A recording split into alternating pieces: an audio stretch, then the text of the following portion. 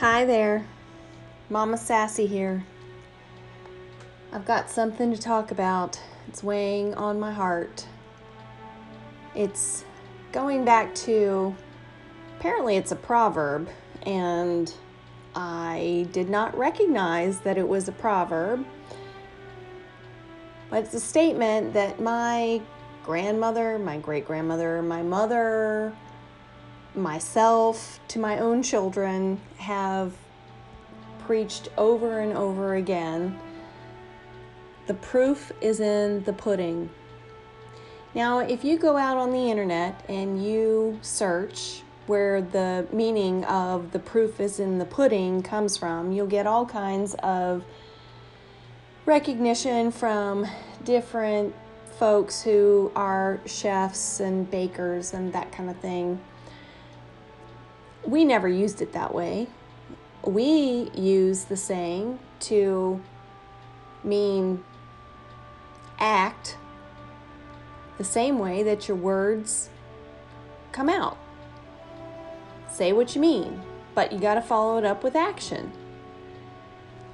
What I also came to recognize is kind of ironically is that the proof is in the pudding actually started as the proof of the pudding is in the eating, which goes back to the 14th century and to Cervantes' Don Quixote, which I only, and maybe wrongfully so, when I think of Don Quixote, I think of someone charging at windmills, but maybe that's exactly right, because he was committed to that.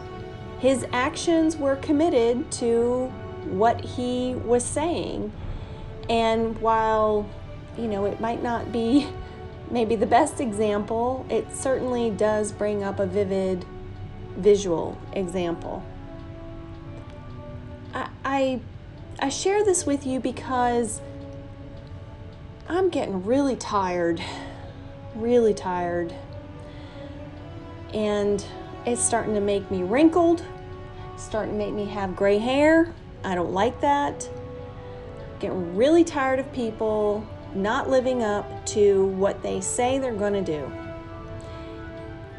Now, having said that, I put this message out there because people can say things all the time. They can put their agenda out there and talk about it, and who's going to hold them accountable? Well, here's the answer. You and I are going to hold them accountable.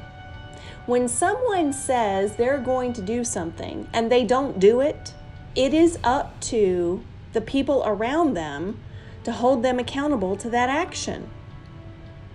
I think that's what really frustrates me. I don't see a lot of people holding others up and accountable for what they said they were going to do. Now, granted, I understand that there is a lot of stress in life.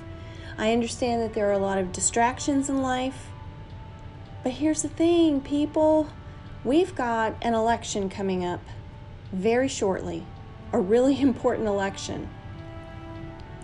We can go out and make the choices, and we make the choices based on the rhetoric that each person tells us that they're going to do. But if they're not charging at that windmill, I think it's up to us to stand up and say, you got to put the proof in the pudding. And you can say pudding, P-U-D-D-I-N-G, or you can say P-U-T-T-I-N-G, because if we're talking about proof in the pudding, T-T, where is it? Go out and get it. I feel like we've got to, as American citizens, we have to stand behind the Constitution and all of the people who have worked so hard to ensure that Constitution lives today.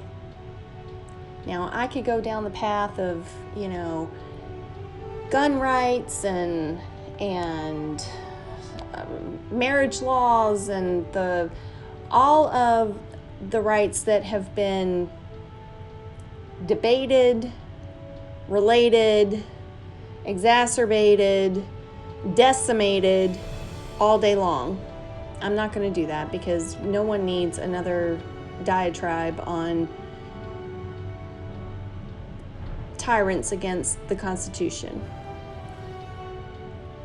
What I'm hoping is that you'll think about being the proof in the pudding, and let's ensure that every single one of us are doing our job, our right, the gift that these people who came before us have offered us to ensure that our Constitution stands. The proof is in the pudding. What are you putting in the pudding?